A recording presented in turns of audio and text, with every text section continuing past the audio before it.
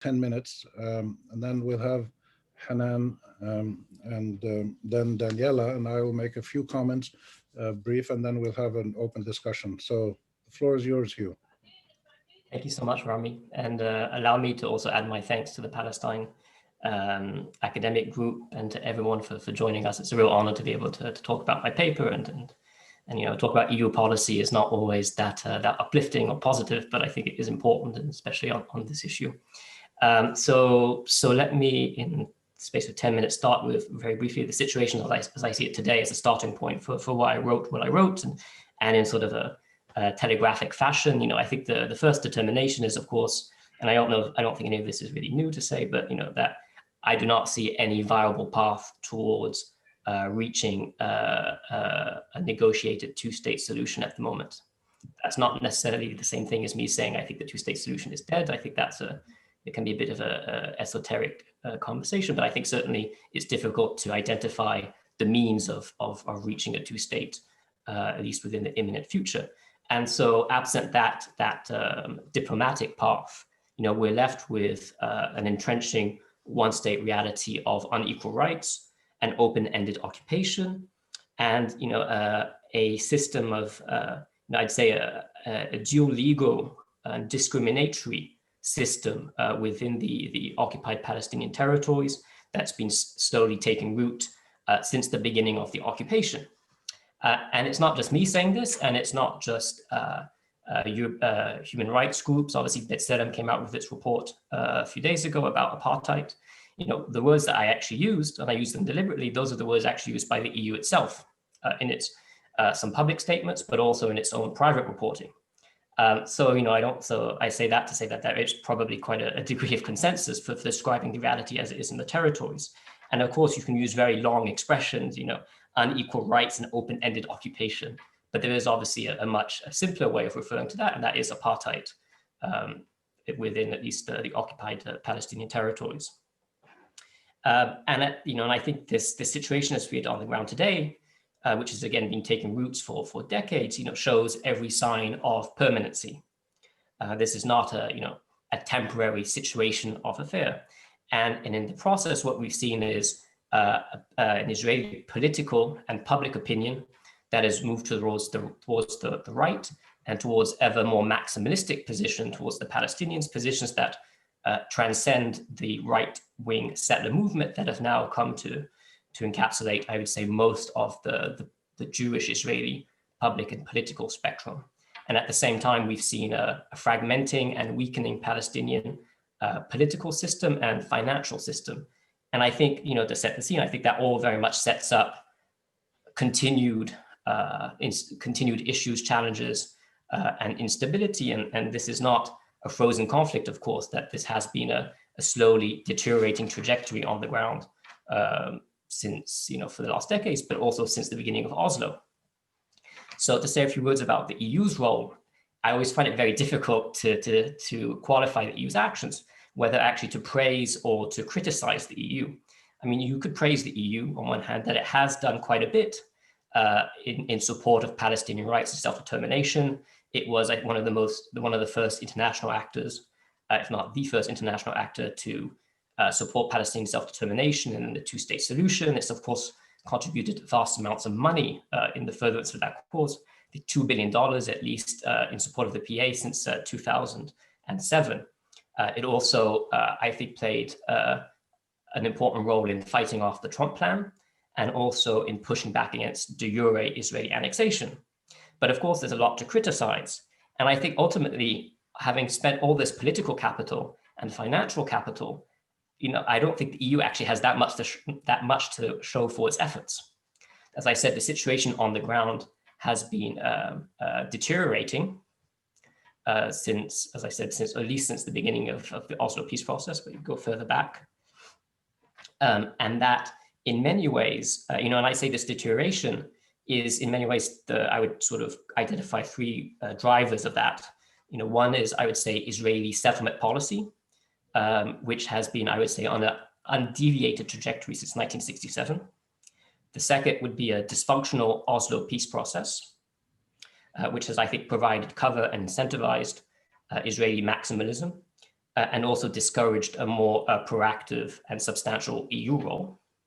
And then the third is, again, this sort of idea of the Palestinian political and geographical fragmentation and this current situation where I think it's fair to say the Palestinian national movement is at its weakest since at least 1982, since the expulsion of the PLO from Beirut. You could say it's even weaker than that. So this is obviously all creating challenges. And I think these challenges and these drivers that have been undermining the two-state solution and negotiation efforts, the EU has exacerbated those drivers to a certain extent. So when it comes to settlement policy, for example, which I identified as the first driver, yes, the EU has spoken out and continues to speak out against it. But again, to what extent has it really practically pushed back against it? Either in terms of fully excluding Israeli settlements from its own bilateral relations with Israel. It's done far more than most actors, but still not as much as it should, according to its own positions and international law and this famous UN Security Council Resolution 2334. And it's also, it and its member states have also at times, quite frequently sometimes, blocked international accountability mechanisms, whether at the ICC or the UN. It's the second driver in terms of the Oslo peace process. The EU remains an unwavering and uncritical cheerleader of the Oslo peace process. And I think in many ways, you could say its actions are more designed towards preserving that concept, the Oslo concept, rather than actually pushing forward towards two states. So it prefers to relaunch negotiations rather than, say, recognize a Palestinian state. And it says that often some member states will say, well, we don't want to recognize a Palestinian state because that might prejudge the outcome of negotiations, which to me is completely illogical. But I think that's an illustration where it's prioritized maintenance of the Oslo peace process rather than actually moving forward towards Palestinian sovereignty and end of occupation. And then the third thing in terms of the Palestinian political situation, I think there's plenty of blame to go around on the Palestinian side. Israel, of course, but the EU has, of course, also exacerbated these issues. It, for example, refused to recognize the results of 2006 elections and has maintained its no contact policy with Hamas, which I see as an inhibitor of Palestinian reconciliation and elections, perhaps not the major factor, but nonetheless a factor. So I have 3 minutes left. So where does this leave us and where does the EU go from here? In a situation where, as I said, the path towards two states is, I would say, blocked, and where we're seeing this sort of situation of a one-state reality of open-ended occupation, unequal rights, / apartheid taking root. I think the first option would be for the EU just to disengage and not play any role on the Middle East peace process. It works for most other actors, China, Russia. Why not do it? I don't think that's possible from the EU's point of view. I think it's far too deeply implicated in terms of its financial commitment to the Palestinian Authority, the extent to which its own relations with Israel have been compromised by the settlements. And I think that also means it can't just look away. And of course, there's important constituencies in Europe that still want it to act. I think the second option is to do what Trump did, which is to say, well, let's recraft the current international architecture to accommodate the current reality of inequality. I think that's wrong from a moral point of view, but I also think from a realpolitik point of view, that's wrong. And we've seen it, the Palestinians will refuse it, and that can't, a solution based on inequality and open-ended occupation cannot allow for a permanent solution. So in 1.5 minutes left, what's left after that? So I think you need to disassociate the Oslo peace process from the two-state solution. So disassociate the strategy from the political project. I think clearly, so in terms of the political project, actually first, I don't think, whether one state, two state, I think is academic at the moment. I think the priority should be equal rights. The EU should be clear that the prerequisite for any sustainable agreement and peaceful resolution should be equal rights, whether in one state or two state. It can stay still, it prefers two states as the best way of ensuring equal rights, but it should add, if that no longer proves possible, then the only other acceptable alternative is equal rights to one state. That regardless of what happens, it cannot accept the continuation of the current reality, the entrenchment of apartheid and inequality as the best alternative to a negotiated solution or the best alternative to two states, which arguably is our default position at the moment. We can't move towards two states, but we can live with what's happening on the ground. So we're going to beg your permission to run 1 minute over. And I think in terms of then how do you align your strategy? In many ways, it's not about the EU doing something completely different, but it's about using equal rights as its sort of its North Star. So clearly, I think whether it's one state or two state, you'll have to have negotiations at some point.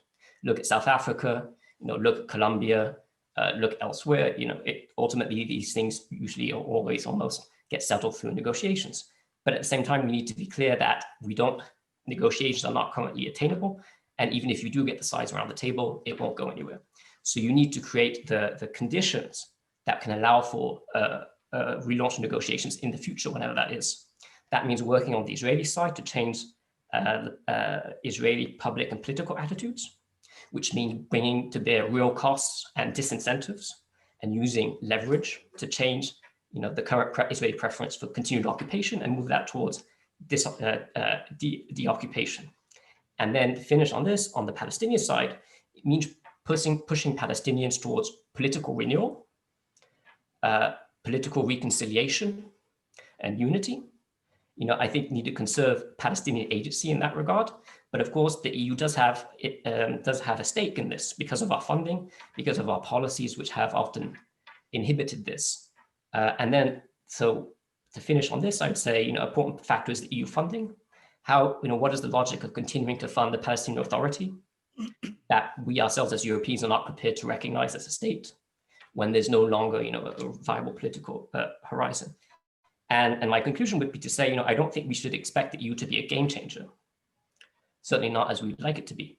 But nonetheless, it does have an important role in terms of either blocking or facilitating a more meaningful conflict transformation that will be needed to attain a negotiated solution in the future, whether that's based on equal rights, whether that's through one or two states. So I ran 2 minutes over for time. I apologize, but let me leave it there. No apologies needed. Thank you. And I didn't make my planned introductory comments to give you a little bit more time, but I will just make one comment and then we'll shift to Hanan. The discussion of the EU in your paper is fascinating because it doesn't talk a lot about internal issues. It does mention the tensions within the EU, a few states like Hungary and others becoming more close to Israel, whereas the others are slightly more liberal.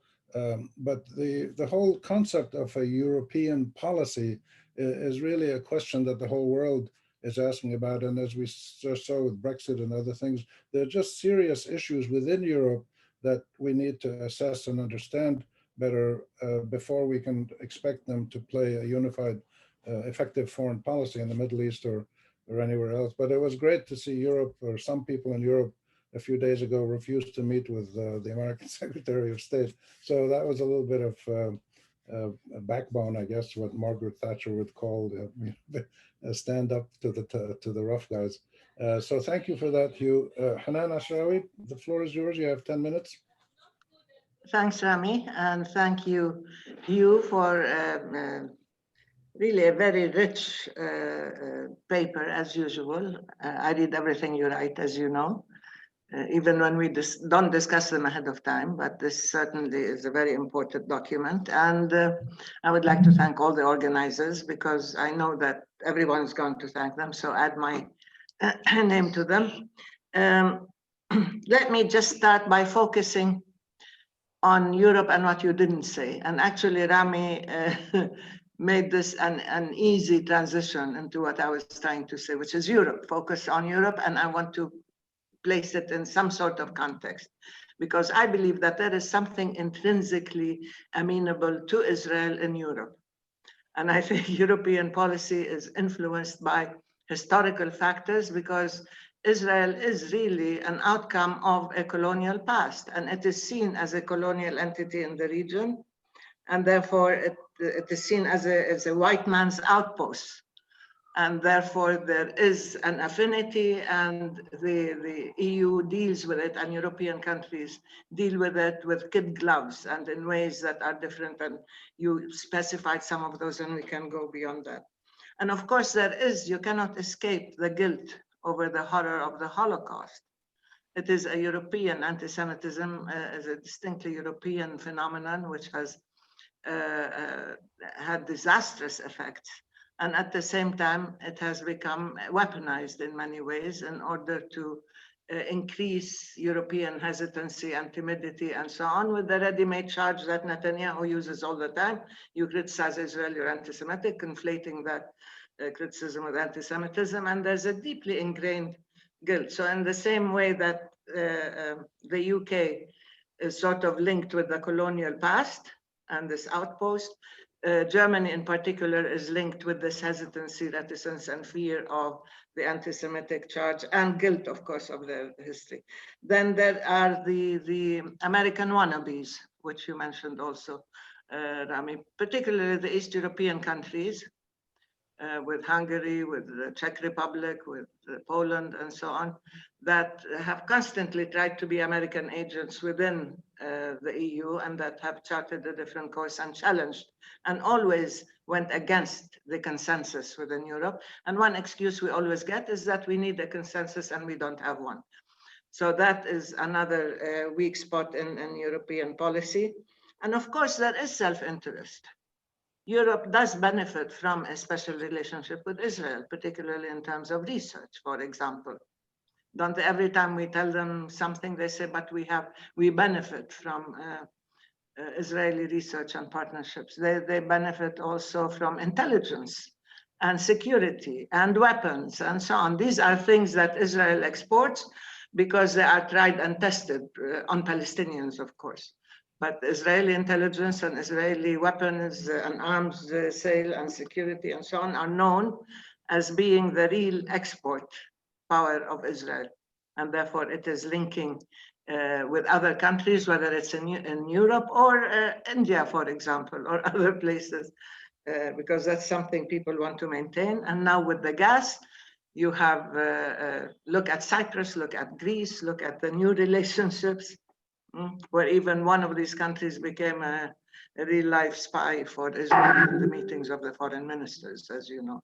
So there are now different factors that have to be factored in Europe and the European relations. But there's also the constant transatlantic alliance and this relationship with the US. And the US in general has played the big brother constantly, even before Trump, who played the big bully, but you had the Europeans constantly saying, we will not work at cross purposes with the Americans. We will not face the Americans on this issue. They chose their battles or confrontations with the US before Trump, but certainly not on Palestine. And they accepted the division of labor in that sense by investing in state building, nation building, funding, blah, blah, blah. They didn't get any political clout, which you explain in your paper. Also, and that they accepted to fund, and we kept telling them, don't fund the occupation, end the occupation. That's what we need. But of course, it was a very convenient situation where Israel is an occupier with all the powers, with all the control, with all the security and sovereign rights, and with the Europeans footing the bill for nation building without any accountability for Israel. And that has led to the perpetuation of the occupation and the entrenchment of the occupation, as you said, in this strange division of labor that maintained the status quo. And we kept asking, I mean, you cannot really deal with the economy, you cannot deal with institution and nation building if you don't have the political dimension and the political power to influence reality. But the important thing as well is that there is the conception that Israel is the gatekeeper to any peace process. And we've been saying you don't have to please Israel in order to have a role in peacemaking. You do have a role, you are a regional neighbor, you are a major investor in peace and nation building, you are the major economic partner with Israel. So you have all the tools, all the tools and instruments of power that you're not using. There's no reason to talk about incentives constantly. And you also describe those in your paper, that the EU constantly uses the positive tools, incentives and rewards and positive approach and so on, that if you do this, if you go to peace talks, if you and the occupation, for example, you will have this pot of treasure at the end of the rainbow. But they never really worked out how do you get to the other side of the rainbow. You know, that's the problem. And Israel is used to this. Who was it, Rabin, who said the Europe is the place you fly over on your way to the US? So in a sense, there was a total Israeli disregard for Europe and European role. They never took them seriously, even when they threatened. I think you, in your paper, you slightly exaggerate, Hugh, the role of Europe in ending or in suspending annexation or in standing up to the Trump plan, the deal of the century. Because I think there were other factors that were more important, I think, than the European position. Now is not the time to talk about them. They may have played a role, but they certainly were not the major force in undermining or in suspending annexation. In the same way as the Emirates tell us that they're the ones who suspended. They say they stopped annexation, but of course, annexation has never stopped, not for a minute, and the de facto annexation is ongoing. And again, you allude to that in your paper. So the issue is that there has never been a political will for genuine accountability and for sanctions. Never. Even in your paper, you talk about, I'm trying to, taking restrictive measures, deterrence, and disincentive,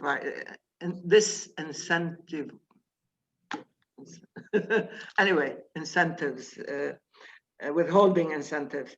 So the question is, so long as it is this approach, which is rather hesitant and mild, Israel is fine with it. And they said Europe can say whatever it wants, provided we do whatever we want. And the only time that Israel really took the EU seriously was one time when they closed down the universities. This was during the first Intifada, I think. And the one time we heard from Europe a very, very clear statement that they will stop all research cooperation and academic cooperation with Israel if they don't open the universities now. And Israel opened the universities. But that was the one time, and I remember it because it's the exception, not the rule, where they showed backbone and spirit and the willingness to take real measures and steps, not the vague things. We will begin, we will form a list, we will do this, we will start differentiation and so on, and then they're never implemented. So that is a real problem. The lack of will, the lack of the courage and firmness, the lack of the ability to articulate a policy that involves sanctions and genuine accountability for Israel, for all the reasons we mentioned, of course.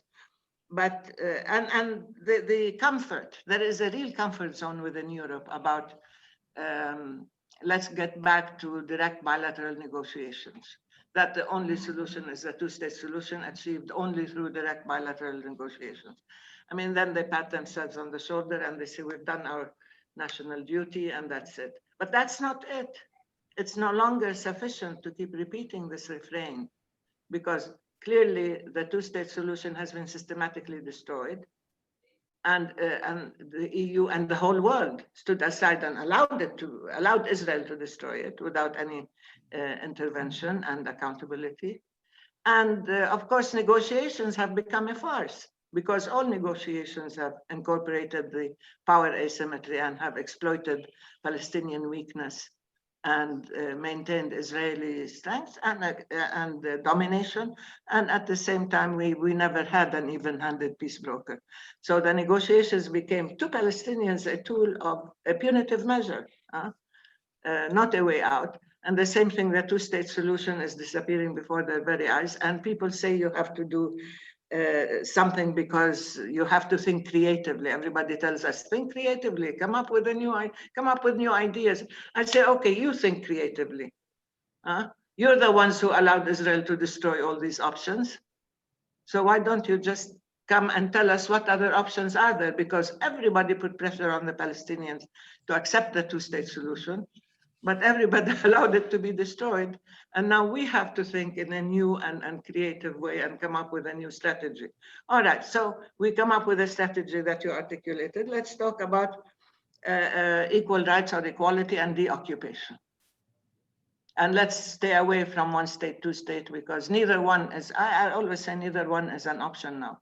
We are caught in a situation of perpetual occupation, yes, perpetual control, yes, situation where Israel is expanding and imposing greater Israel on historical Palestine, and that's it.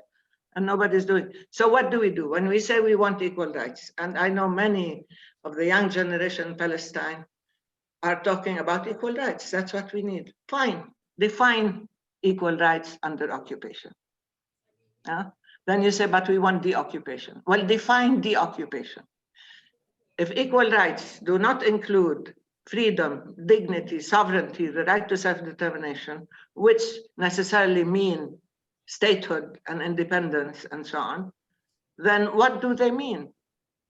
Do we live under an Israeli control, under apartheid, and just demand equal rights? The same thing, the occupation. The occupation should mean really withdrawal, dismantlement of the colonial system itself in Palestine, right? Withdrawal, dismantlement of settlements, not just, 1 minute. I have to stop. One minute. Okay. So I'll just end with a challenge. Let's work together for a strategy. You cannot tell the Europeans, you know, these are your neighbors and you have a responsibility, and it's not just the funding, and they cannot just continue coasting along the same pattern of behavior that has led to this disastrous situation, along, of course, with the pre-Trump US and its strategic alliance with Israel, along with an ideological, extreme right-wing racist government, militaristic government in Israel. There are other factors and configurations that have to be taken into account. I know the limits of a paper that deals with the EU and European policy, but at the same time, there's a context, whether historical or contemporary.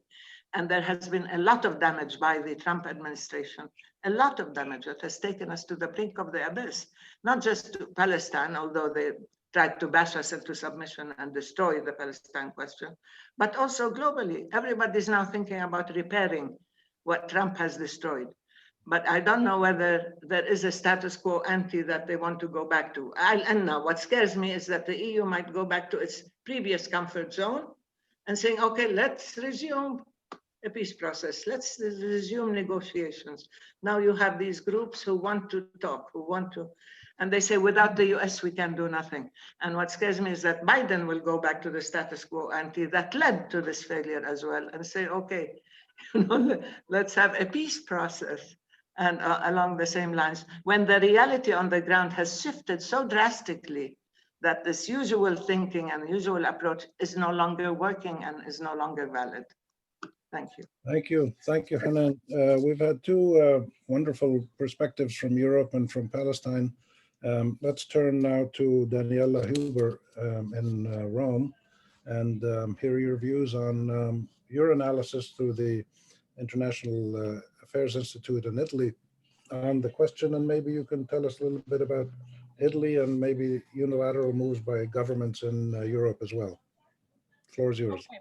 Thank you so much, Rami, and thank you so much for the organization of this. I'm really grateful to be part of this discussion today, and it was really inspiring to listen to both Youth and Hanan Ashrawi.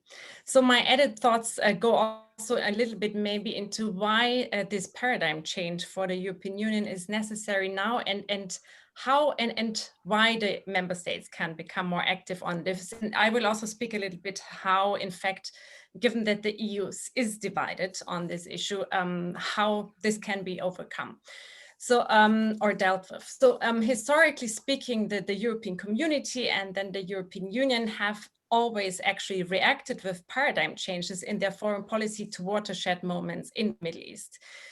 For example, as a reaction to the two Arab-Israeli wars in 1967 and 73, the European community actually set up its own foreign policy in the first place, and it initiated the Euro-Arab dialogue.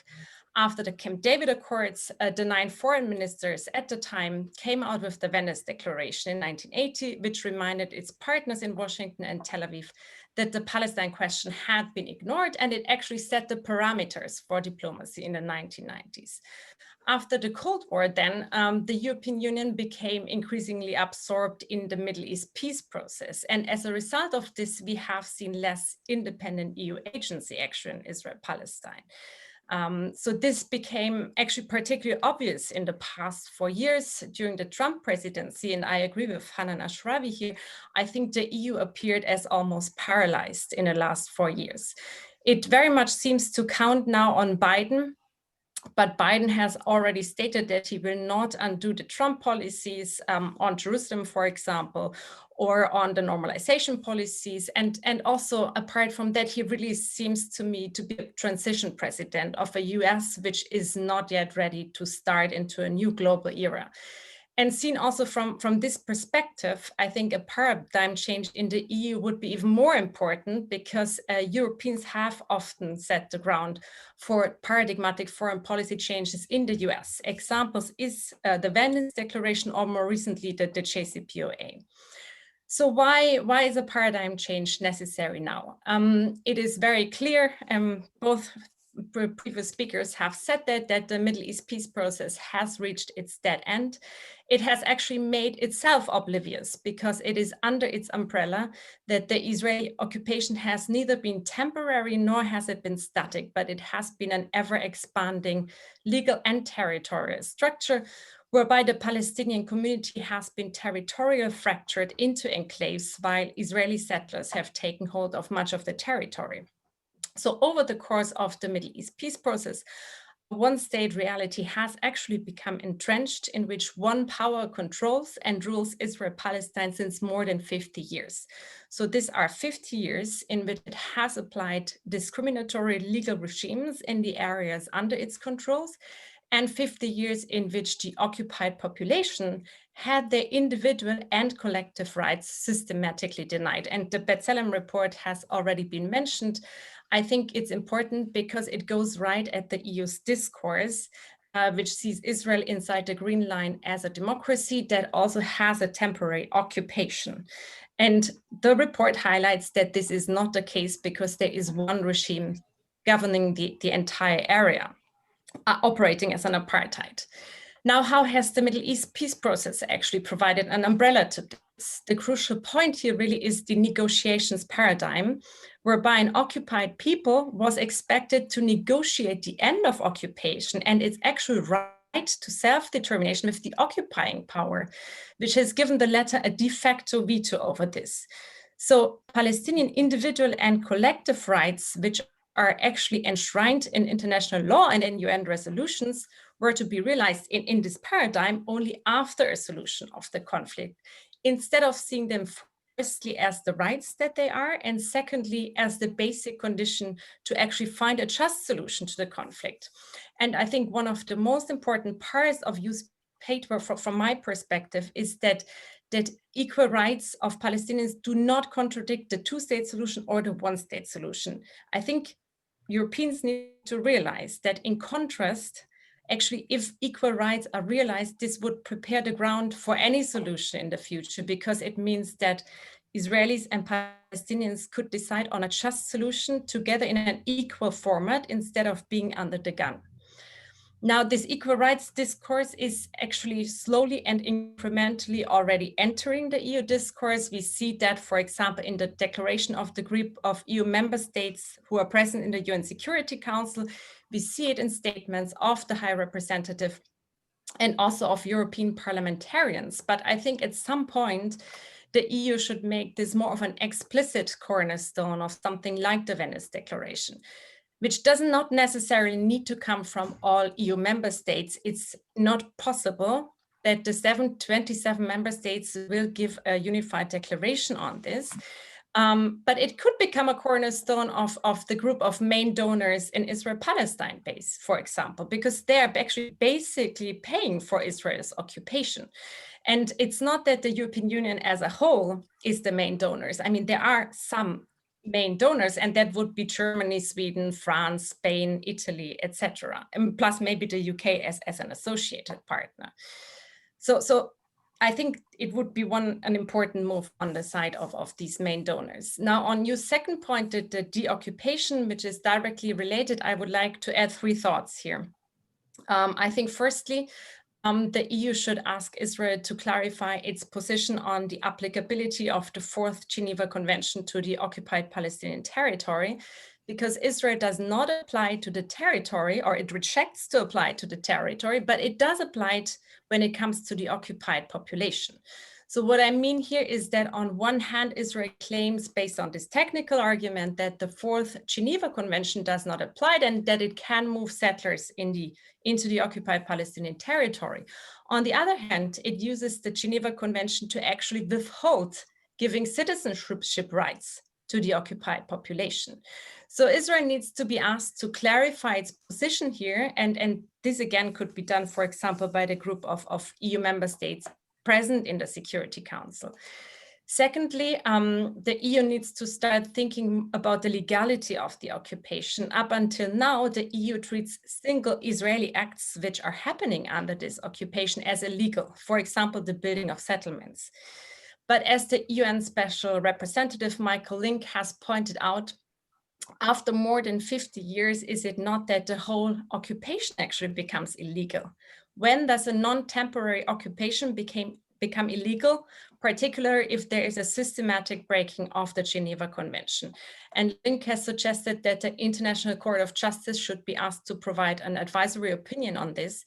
And this can be requested by the UN General Assembly, in which all member states are present, so they could actually initiate and support such an initiative. And my third point is also on the differentiation policy. This is important. This is not a matter of political choice, but it's a legal third-party obligation of each single member state which has signed the 4th Geneva Convention. And we should remember that the differentiation policy is already the light version to actually comply with this obligation, because the trade between the EU and the settlement continues, even if under non-preferential terms, but it still makes these settlements actually an economically viable enterprise. So if not even this light form is implemented, the EU member states are in breach of their third-party obligations. And I think, for example, it would be necessary that the European Parliament requests from the European Commission the concrete numbers on this trade between the EU and the settlements. Now to close, I want to mention briefly why it is actually important for the European member state to not just continue business as usual, because it's very clear that the situation on the ground will become increasingly dystopian. And the question I think the EU needs to ask itself at this very point today is if this situation is really acceptable to us Europeans, and how our silent consent to such a situation will eventually impact on the European Union itself. So this goes a little bit back also to what Hanan Ashrawi said. Do the EU and member states want to put themselves in one boat with the likes of Trump, MBZ or Netanyahu, and the world they would like to see, which is inherently authoritarian and hostile to international law and thus to the very nature of the EU as a political project? Or does the EU maybe want to be part of or foster a new global momentum, which is evident in the Arab uprisings in the region, which are also fighting for real self-determination, or in the Friday for Future and Black Lives Matter movement in Europe, which both have, by the way, implications when it comes to Israel-Palestine in terms of their indigenous rights and their decolonizing agendas. So I think answering this question, or not answering this question, also will shape the future of Europe itself. So either as outreaching to the world and as able to progress, or as revisionist and closing in. Thank you very much for great thoughts, like the other two speakers, on keeping to the time. We don't have a lot of time left, but I just want to make one or two very quick comments, and then we'll go back to the speakers. One of the fascinating points that is raised often, but I think needs more evidence, and it can come out of research that people do, and it can come out of just watching events on the ground. The idea that the situation is untenable, that the occupation cannot go on like this, that there must be a choice between this or that, the last 50 years has shown us a certain pattern that you've all talked about. But I've been doing a lot of reading on the last 100 years, going back to McMahon letters and Balfour and the mandates, 1920. And it strikes me that, we have a century of essentially unaccountable European policies in the Middle East, whether it was Balfour, and many of the Europeans supported the Balfour Declaration. The Italians were not so supportive. They issued a statement that didn't support Balfour, which was great, but many of the others supported it as well. So this is a European issue, as Hanan said, also linked to guilt and things like that. But when you have this continuing deterioration, and with this brisk fast forward from Trump, which might happen again with other people in Europe, I think we need more evidence that this is actually not sustainable, and why change is so imperative. And this links to one of the things that Hugh put in his paper, showing that 39% of Israelis only support a two-state solution. I don't know what the figure on the Palestinian side is. My suspicion is probably greater. But there is a trend that's very troubling, and we see it in many, many different ways, particularly with the sense by the Israeli government and settlers that they can do whatever they want, and they never actually pay a price for it. So the other point I just wanted to make is it's fascinating to hear so many more people talking about apartheid as the description for what's going on in the Israeli occupation of Palestine and the subjugation of its citizens. Jimmy Carter was forced to issue an apology for the title of his book, where he used the word apartheid years ago. And now, of course, you've got Israeli groups and many others talking about apartheid. And I think this is a question that links to what Europe, the popular movements in Europe that support the BDS and the sanctions, and they use the apartheid analogy. So this is a question I'd like to hear your views on, all of you. Is there a possibility of action outside the official organs of government and official policy statements, popular mobilization, labor unions, things of that nature? So let me turn it back to the three of you. Hugh, would you like to please make your initial comments? You'll have about 5 minutes each, and then we'll run out of time. Okay. Thank you. So let me take a few points that were made, starting with Dr. Ashrawi's points I picked up too. So in terms of, the strategy and this issues about, what do equal rights look like? What does the occupation look like? An alternative strategy. And I think that's an excellent question, and I don't have the answer. And I think, my get out of my excuse is to say, well, obviously this report kind of focuses on what the EU should be doing. And by that, I mean, I don't think the EU should be overtaking where Palestinian discussions are at present. I think it would be wrong for me in my capacity at ECFR to say to Palestinians what they should be doing, or to say, or to advocate that the EU should move beyond the two-state solution, even though, a plurality or majority of Palestinians still support two states. So that's sort of my excuse. But I think clearly, this question about how do you move towards equal rights? What does it look like? What does a struggle for equal rights within one state? What does a one state look like? These are obviously discussions that are ongoing amongst Palestinians and Israelis and others. And I think, that's an ongoing matter. And so in my report, it was very much just about kind of laying down the basis for sort of how far a new EU strategy can go before it bumps up against some of these unknown questions that still need to be answered. And I think the two important points was, one is to at least ensure that EU policy does no harm, which I would say at the moment we Europeans are doing plenty of harm. So at least let's stop making things worse. And then let's slowly try to lay more solid foundations for a future strategy, whatever that looks like. And then the other point, in terms of perhaps hesitancy to be more strong in terms of disincentives and stuff, that's another long discussion about what the EU can and can't do, what's realistic and what should be pushed for.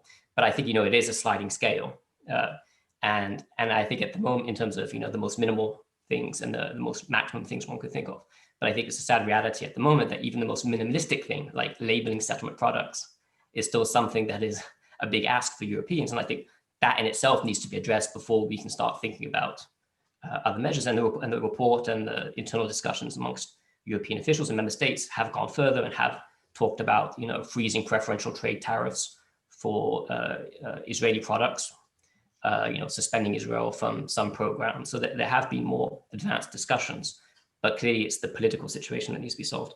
The two other points, whether occupation is sustainable or not, clearly history would indicate it is sustainable. I mean, certainly European states, European governments have shown quite an ability to stomach open-ended occupation and dispossession of Palestinians. And I see no sign of that changing, unfortunately, because of, I think because the Middle East peace process is an effective foil for European feelings of guilt. At a time we'll say, well, we feel guilty about this, but let's push for negotiations. So I think that in itself, the MEP is an enabler, as I argue in my report, and international architecture. But I think ultimately, and I think the regional normalization is another enabler of the occupation in many ways, because it reinforces Israeli perceptions that this is sustainable. But I'd finish in saying, when you start looking at some of the key indicators, they are flashing red. I mean, so if you look at the financial economic indicators on the Palestinian side, if you look at Palestinian public and political attitudes, especially towards the Palestinian leadership, when you think about what's going to happen after President Abbas, like there's a lot of things and there's a lot of reasons for concern. And so looking at that, you would say, well, maybe there is a degree of instability to come. And on the European popular mobilization, it's an excellent question. I don't have an answer. And I think clearly that's an issue. And maybe that's also a role where, Palestinians themselves, the Palestinian leadership need to be able to do more in terms of actually engaging with these trade unions, with churches, with these sorts of solidarity networks. Obviously that happens to a certain extent, but to have more senior leadership doing that could be something also in the future that could actually make a difference. Thank you. Hanan, go ahead. And I've successfully negotiated with the powers that be, namely Ibrahim Frehat of the Palestine Academic Group, to have an extra 10-15 minutes, because this is a very rich discussion and it would be a shame to just cut it off while we're discussing such important points. So go ahead, Hanan, you have about 8-9 minutes.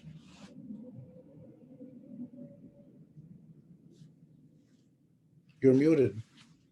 Yeah. Thank you, Hugh, for your response, and thanks everybody for such rich discussion. As you said, it's really an eye-opener. I want to start by saying that one problem we've had always, and Daniela touched upon it, is the fact that the peace process was seen as an untouchable. The peace process is there and everybody is working within the parameters of a peace process that was essentially flawed from the beginning. From the beginning, it did not empower the Palestinians. It did not create the momentum or the blueprint for ending the occupation or even for a two-state solution. There's nothing about a two-state solution in the so-called Oslo process or the Declaration of Principles and so on. So with every subsequent agreement, it built on the weaknesses of the previous agreements, and everybody saw in it as a value unto itself, that we have to maintain the process. But in the meantime, the process was being used and abused. Its own built-in flaws and problems really came into play. And everybody else saw in it as the one thing that we have to maintain and sustain. And so long as the two parties are talking to each other, God's in his heaven and all's well with the world. This is a real problem in foreign policy by everybody in handling peacemaking. But the issue that Daniela raised, issues like resorting to international organizations, international accountability, really identifying the occupation as illegal and cruel and unjust and immoral even in every possible way, because it is a situation of captivity, and I call it enslavement, and people get angry when I say that. On the one hand, there's ethnic cleansing, the land without the people, and Ilan Pape always, sort of delineates these policies and steps. And on the other hand, you have an ongoing system of control without any accountability. So unless we move, unless there is a real shift, a paradigm shift, to activate the instruments and the institutions of accountability, and precisely to incite the will of the powers that be in order to hold Israel to account, nothing will happen, nothing.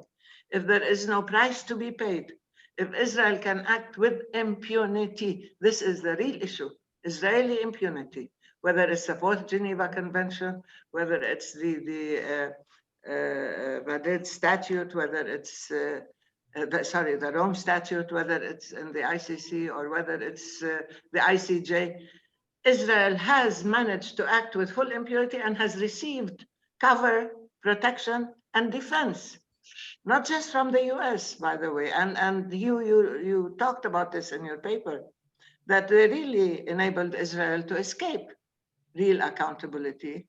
And the hesitancy and apologetic way in which people tried to slightly criticize Israeli violations or to incentivize Israel by promising it all sorts of rewards and future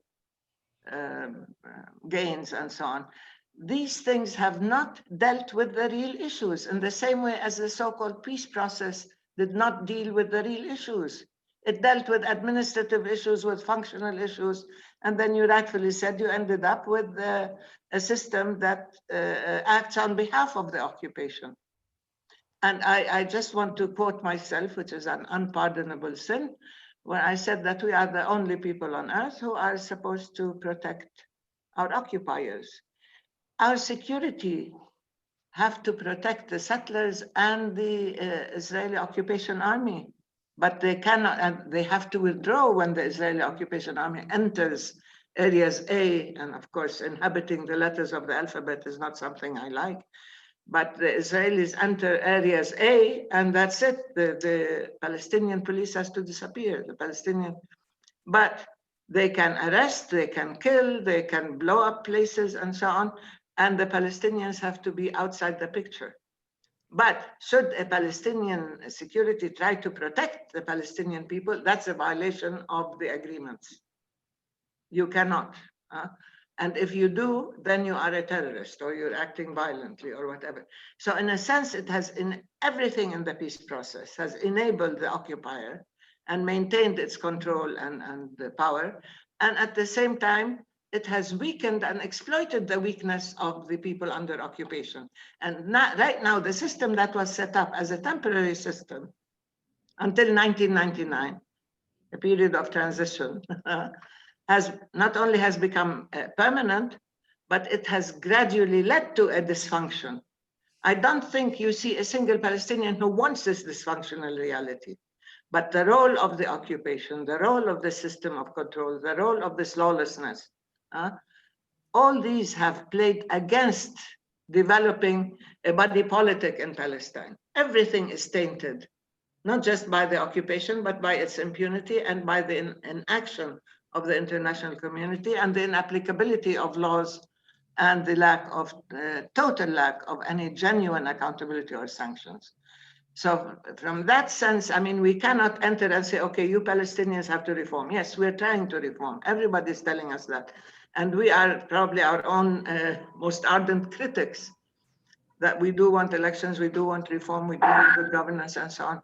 But at the same time, this the situation, the context we live in is not conducive to all these things. And you cannot take what the Palestinians do out of context or our weakness and our dysfunction. And I'm not justifying that, but they have to be understood in context.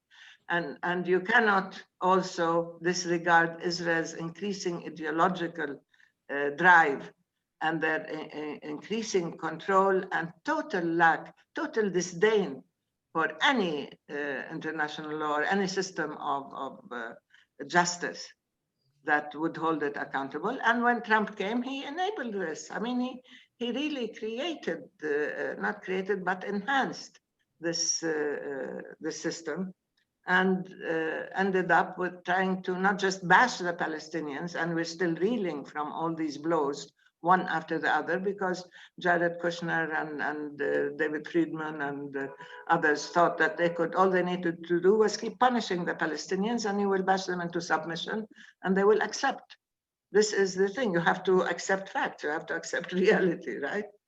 And so we are now in a situation where if there is no real action, if there is no real intervention, if there is no real accountability, if you cannot restrain and constrain Israeli behavior, the trajectory will continue along this path. It will not be stopped by hesitant or apologetic or semi actions and plans. So that's where we're saying there is the need for real intervention. Now is the time. Otherwise, I think that there will no longer be any possibility, really, of finding a solution. And it will become an open-ended occupation that is perpetual. And I don't know whether in the 21st century, you're going to have the repetition of what happened to the indigenous people in the US or in Canada or in Australia. But that's what the Israelis say. It happened in other places. And it's still there, and there's no problem. Why shouldn't we do it? So that's the real challenge. That's the real question, because semi-steps and half steps and hesitant steps and so on will not work now. Thanks. Thank you, Hanan. Can you make your comments and respond to some of these issues? You spoke to me, right? Because sorry, Okay. yeah. So what I wanted to respond to is actually a question, Rami, on the unaccountability of European states, also for our past. And I think this is happening only now because European states have not been holding themselves in any way accountable for our colonial past. We have only hold ourselves accountable for our very harmful past within Europe itself, the Holocaust and the First and Second World War. But we have not held ourselves accountable for what European states have done outside of Europe. And this is happening now in the decolonizing Europe movements, the decolonization of the curricula of the universities, etc. So this is obviously, this is something which is growing now.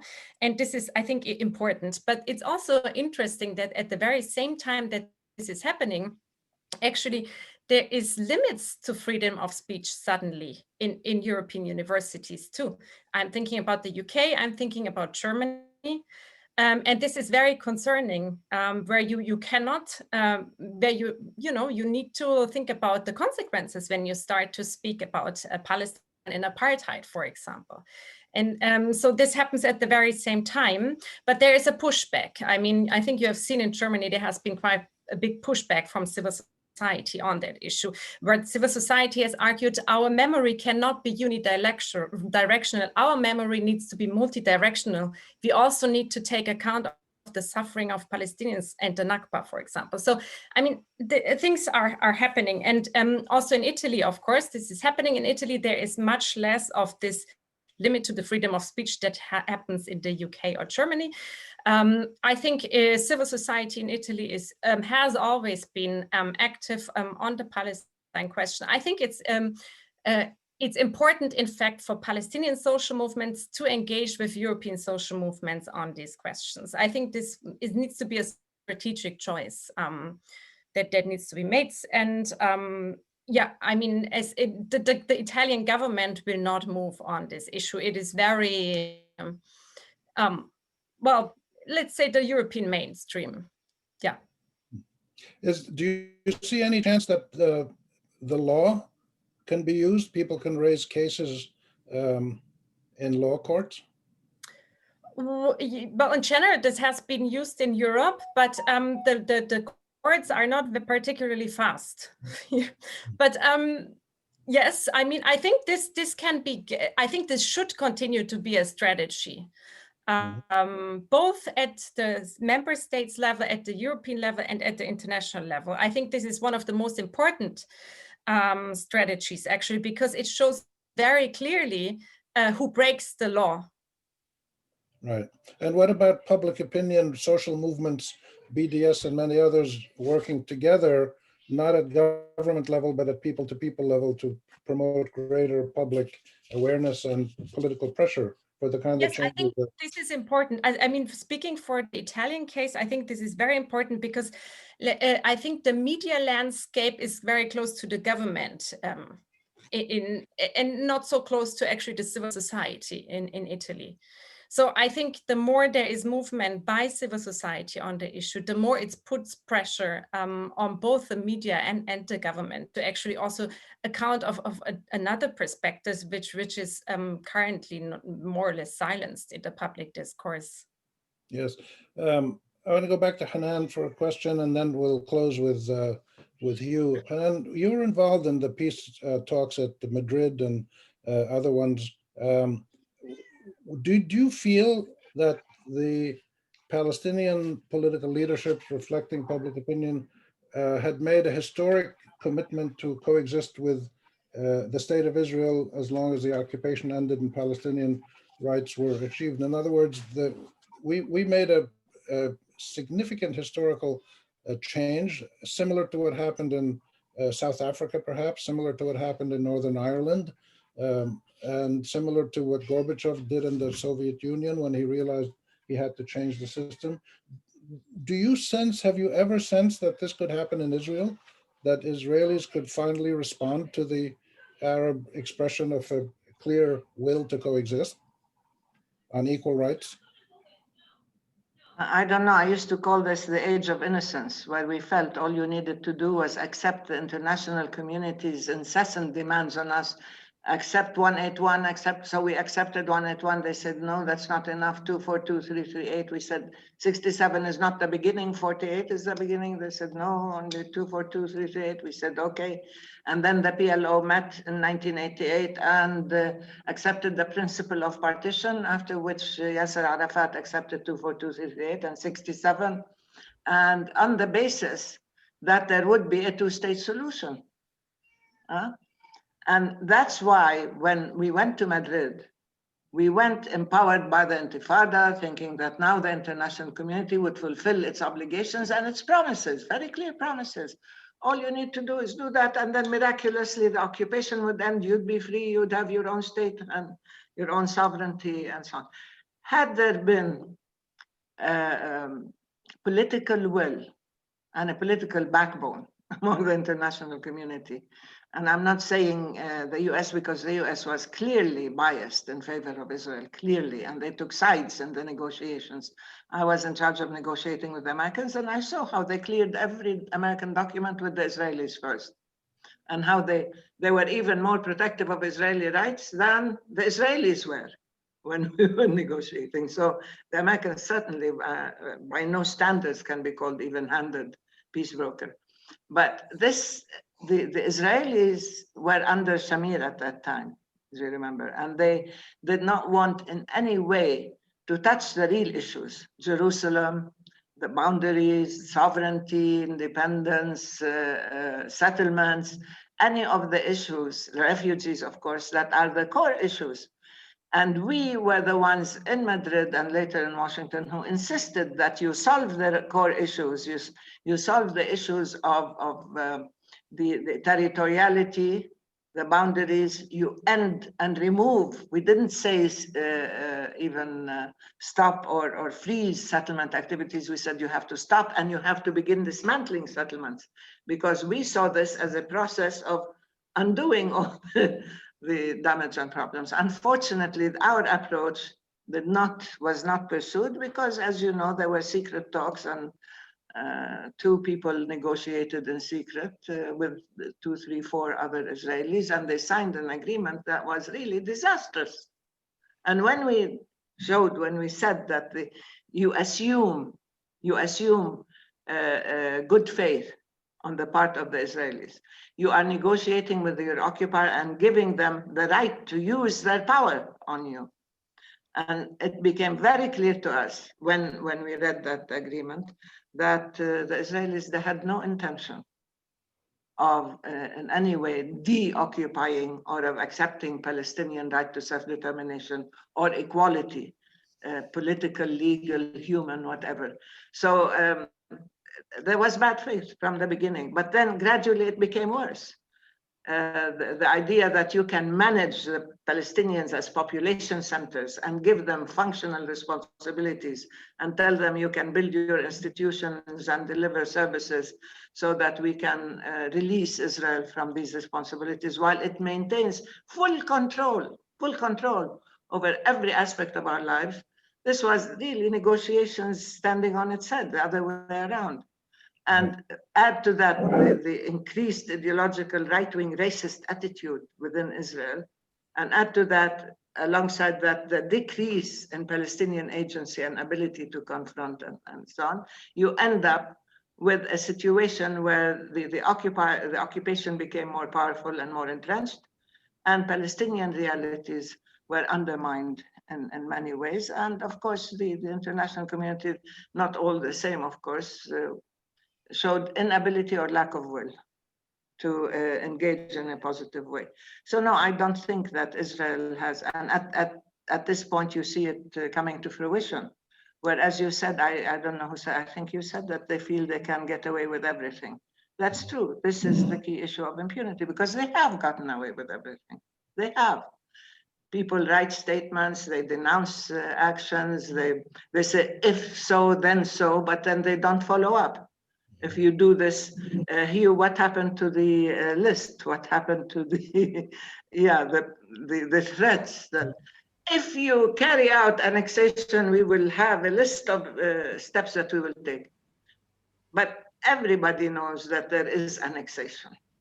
It doesn't have to be de jure. It is there on the ground de facto every day, every house demolished, every settlement built, every new units, and they're taking place at such an accelerated pace that it's becoming impossible to undo now.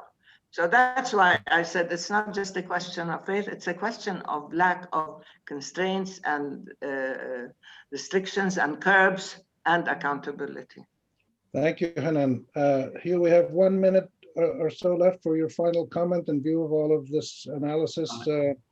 Would you want to maybe revise your report and add some more dimensions to it? Or do you think this is a situation that exists now and this is all we can do? No, after I think 4 months of working on it, I'm quite happy to never go anywhere near it again for some time. But let me just close by saying two things, like in response to what happened to the EU's famous options paper, and I think that's illustrative. That paper is basically dead, because we as Europeans were very worried about the possible formal annexation. But as soon as that went away, we breathed a sigh of relief, and now we as Europeans want to go back and try to resuscitate this illusory idea of a status quo ante. So we can't accept formal annexation, but we can accept de facto annexation, clearly through our actions. And let me just end by saying, I think quite clearly through this discussions, that we are in a moment where we are moving from one paradigm to another. I'm tempted to quote Gramsci. I can't remember the exact quote, but the old world is dead and the new one is yet to be born, basically, to paraphrase. And we don't quite know what this new paradigm will fully look like. And so these are some of the answers that I think we'll have to collectively work together. And I think to Dr. Ashrawi's point, that yes, it is unfair to ask Palestinians to be creative, especially because of the mistakes that the EU and others have made, and the fact that the EU is in part led Palestinians down this dead end of Oslo. But nevertheless, this is where we're at. And I do think Palestinians do need to show creativity, not in terms of negotiations, not in terms of rethinking the two-state, because I think the two-state solution, there's only one kind of two-state solution, and we all know what it is. I think it's about, in part, Palestinian creativity in terms of how you rethink your national liberation movement. And so it's not for me to say, of course, what Palestinians should do, but what does a new civil rights-based strategy look like? What is a new international law-based? Look at the Polisario, what it's been doing in the EU courts. That's another path.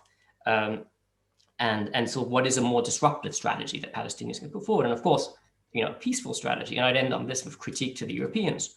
Obviously, we don't want Palestinian violence, but what is the message that we're sending?